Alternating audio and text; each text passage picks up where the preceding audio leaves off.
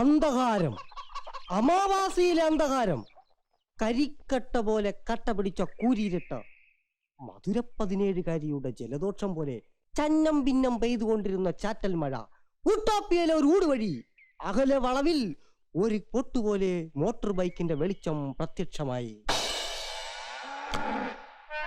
ഏകാന്തതയുടെ അപാര തീരം പോലെ നഗരം വിജനമായിരുന്നു.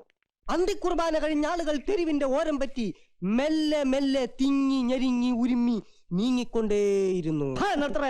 വിജനമെന്ന് പറഞ്ഞാൽ ജനമില്ലെന്നാണ് അർത്ഥം.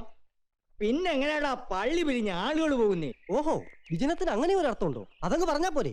തെറ്റ് തിരുത്താനല്ലേ അച്ഛനോട് എഴുതിയിരിക്കുന്നത്? എടാ, എല്ലാ വാക്യങ്ങൾക്കും ഒരു ഒരു ഒരു പ്രാസം വേണം, അല്ലെങ്കിൽ കേൾക്കാൻ ഒരു സുഖം ഉണ്ടാവില്ല. എന്റെ പേര് എന്നെ നോക്കിക്കേ, കിഴക്കേടം. അച്ഛൻ ഹരികഥയും പറഞ്ഞുകൊണ്ട് നടന്ന കാലം അല്ല ഇത്. ഇന്ന് പ്രാസവും വൃത്തവും തെറ്റിക്കുന്നതാണ് ഫാഷൻ. അടുത്ത മാസം ഉദ്ഘാടനം ചെയ്യേണ്ട കഥയാണ്. ഇതുവരെ കാൽ പങ്ക് പോലും പഠിച്ചിട്ടില്ല. എന്നാ തുടങ്ങിക്കോ.